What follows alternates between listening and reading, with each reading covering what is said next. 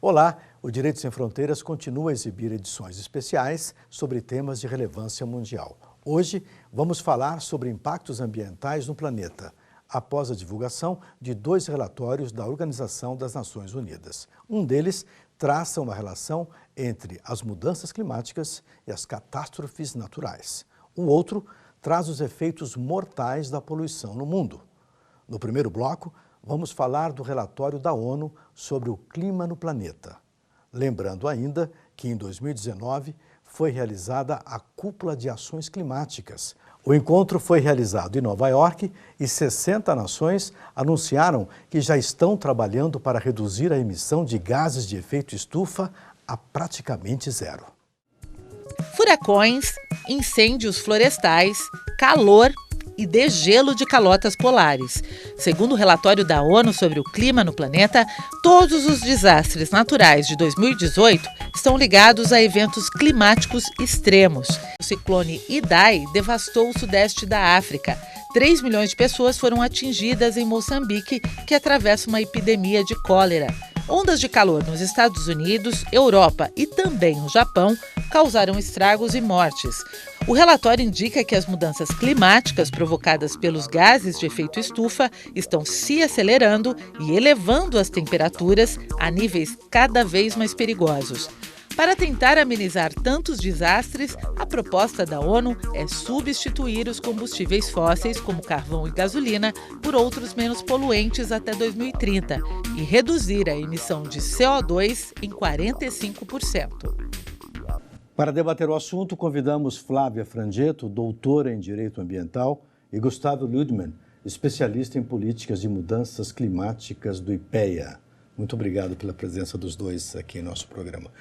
Para começar o debate, quais são os gases que destroem a camada de ozônio que nós estamos gerando? A camada de ozônio ela é afetada por gases principalmente usados na refrigeração, gases industriais que começaram a ser produzidos que não existiam anteriormente na natureza, principalmente esses, que eles mudam o balanço das reações que mantém o ozônio, que é uma molécula pouco estável, na sua forma dos 3 oxigênios O3, né? Uhum. Então, principalmente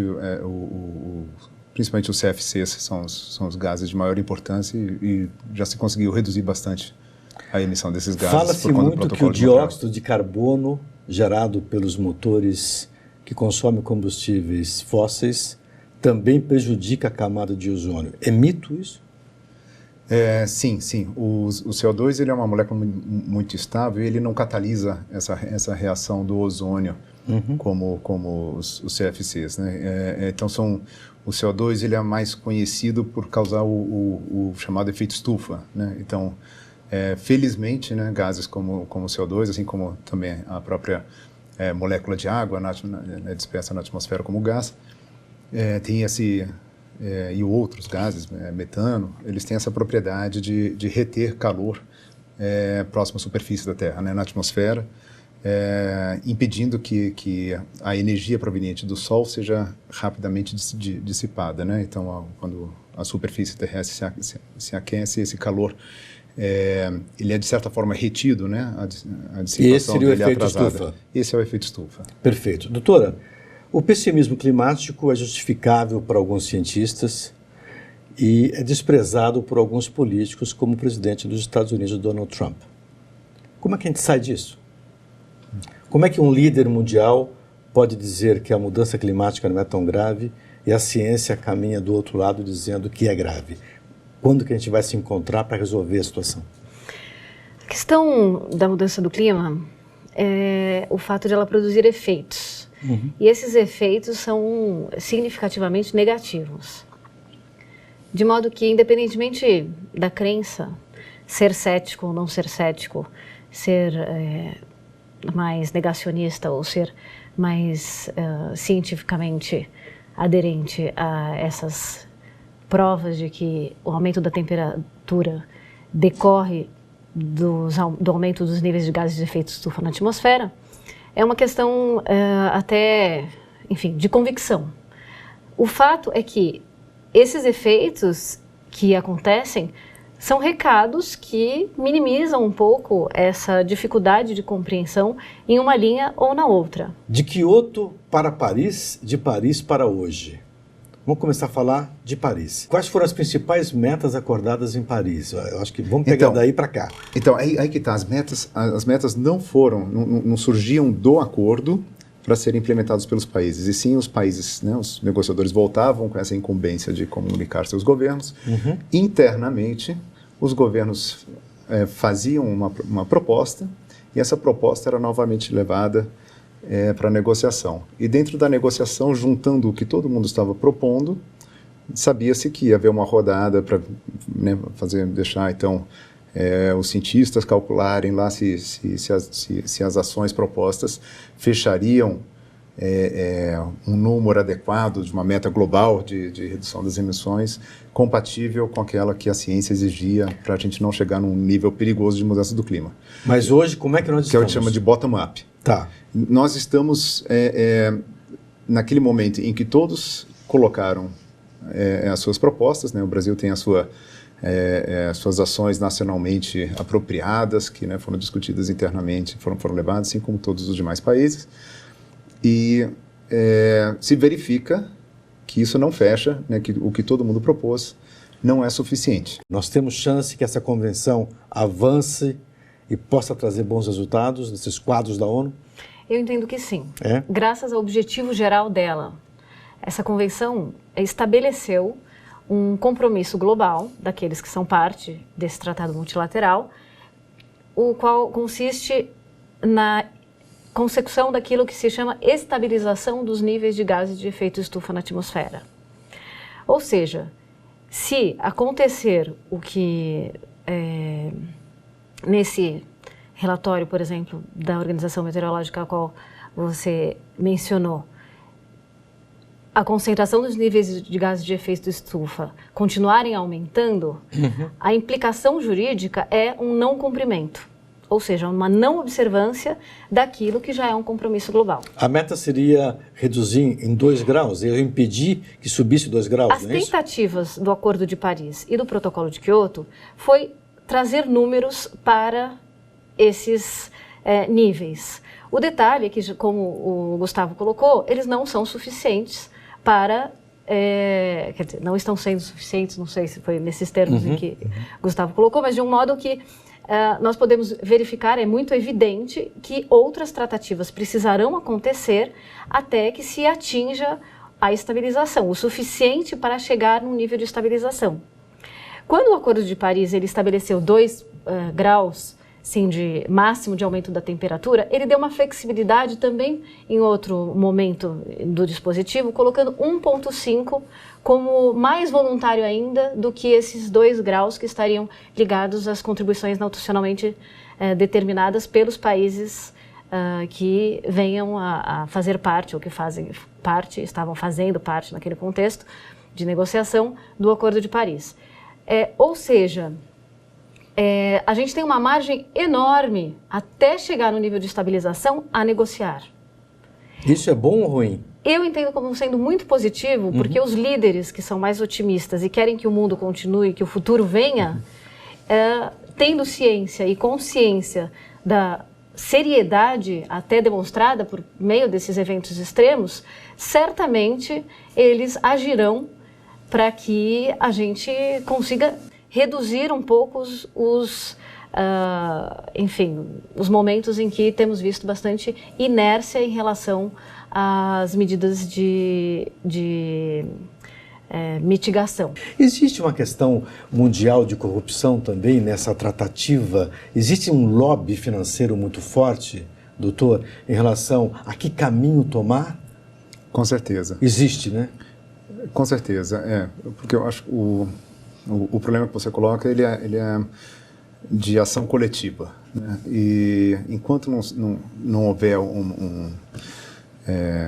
acho que talvez não seja tão otimista quanto a Flávia em relação à Convenção de Clima, quer dizer, eu acho que a solução é através do sistema multilateral, mas ainda está muito difícil se chegar a forçar os governos a se comprometerem com um framework em que todos realmente estejam obrigados a fazer a sua contribuição. Porque o que acontece agora é justamente o que você disse, né? O lobby do carvão, o lobby do petróleo, eles sempre tentam minimizar os seus prejuízos. Quer dizer, não acho que haja falta de consciência. Eu acho que, né, todos os grandes CEOs são inteligentes o suficiente para entender o que é mudança climática e os riscos que estão se correndo. Só que ninguém quer ser o primeiro né, na economia de mercado.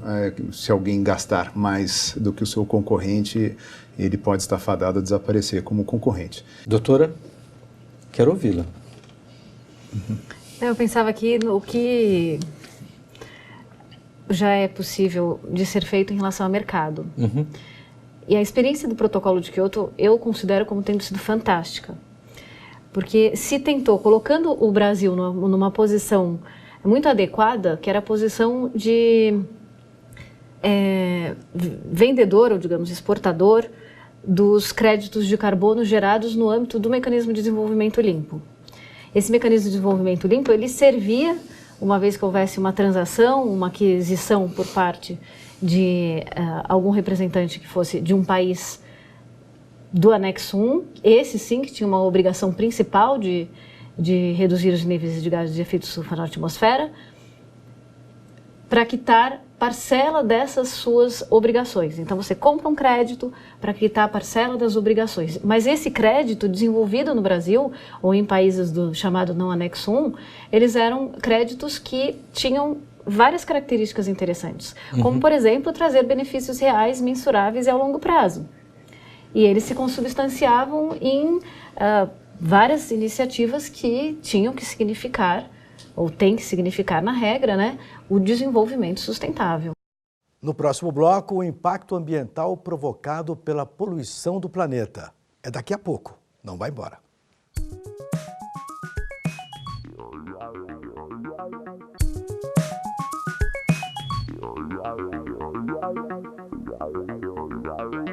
Estamos de volta com Direitos Sem Fronteiras e neste segundo bloco vamos falar sobre o impacto ambiental provocado pela poluição no planeta.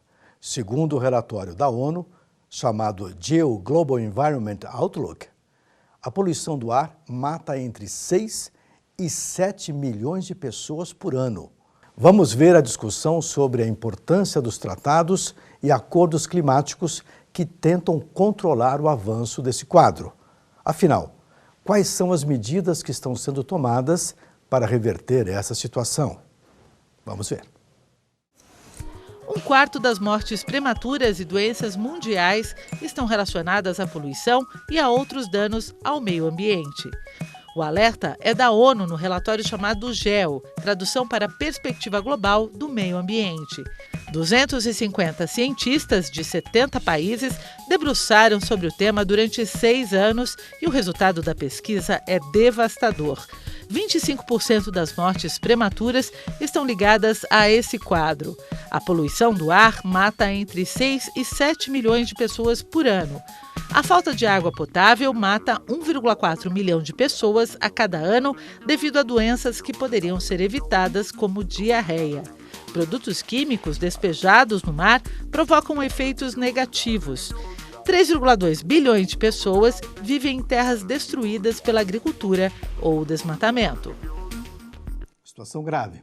Para debater o assunto, convidamos Leonardo Estrela, especialista em Direito Internacional Ambiental, e o advogado ambiental Marcos Abreu.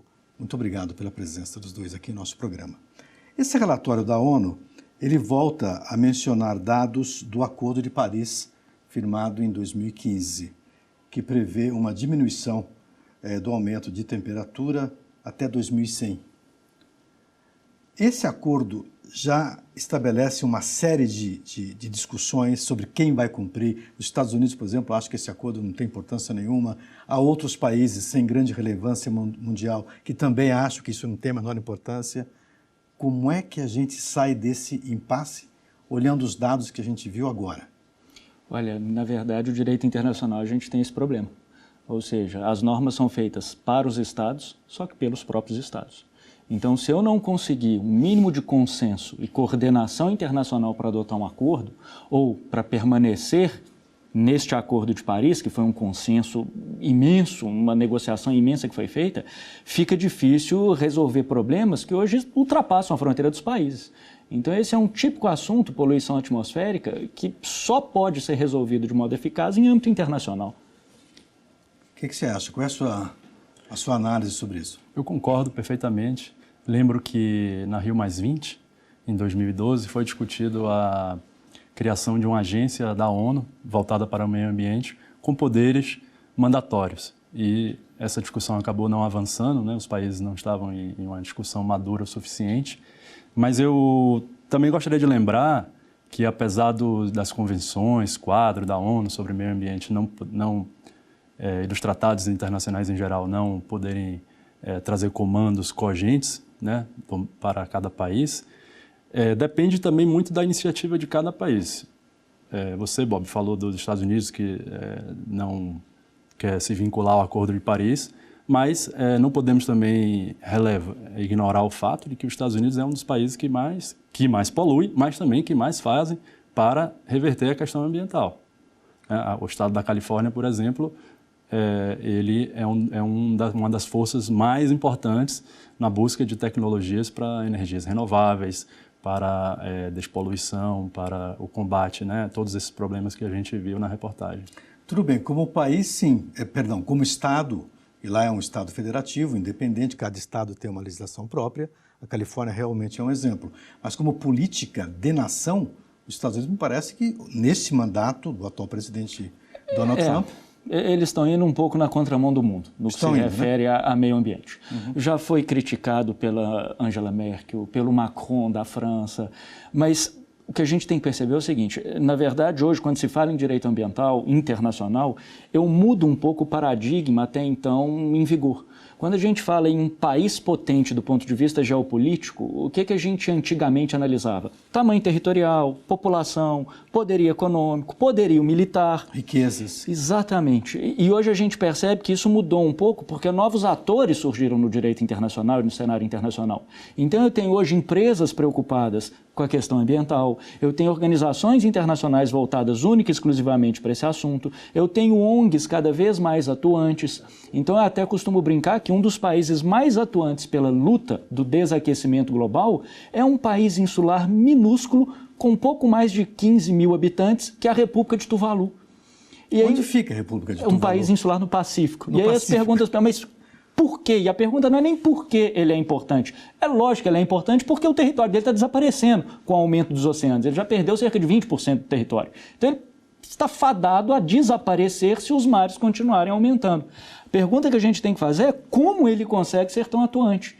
E aí a gente percebe que quando a República de Tuvalu quer participar de uma conferência internacional, ela pode convocar um climatologista de Harvard, ela pode pedir financiamento para uma empresa que trabalha com energia eólica.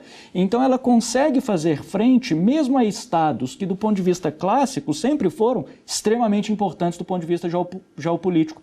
Só que o ambiental rompe um pouco com essa lógica. Não adianta ter muito poder militar. O que manda aqui são outros assuntos, são outros interesses envolvidos.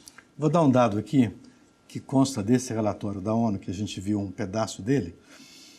As ações de mitigação climática para alcançarem as metas do Acordo de Paris custariam cerca de 22 trilhões de dólares. Esse é um consenso, é um número que foi consolidado aí pelas entidades responsáveis por esse acordo. Mas os benefícios de se reduzir a poluição do ar poderiam gerar até 54 trilhões de dólares. Ou seja, vale a pena economicamente e até em nome da saúde das pessoas melhorar a condição ambiental. Sim, não há dúvida. Com certeza, né?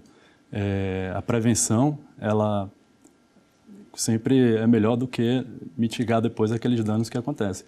A gente não precisa ir muito longe, não precisa ir lá na discussão internacional, basta olharmos a questão do saneamento, por exemplo, e não só no Brasil. Esse relatório ele fala, inclusive, da falta, como a falta de saneamento em vários países, principalmente os países subdesenvolvidos, é um dos fatores que tem causado salvo engano, 1 em cada 4 mortes causadas pela poluição são decorrentes da falta de saneamento. Qual a força que um relatório como esse poderia ter em relação ao país que está sendo mencionado, vamos mencionar qualquer país que esteja incluído nessa condição de precariedade de desenvolvimento sustentável, né?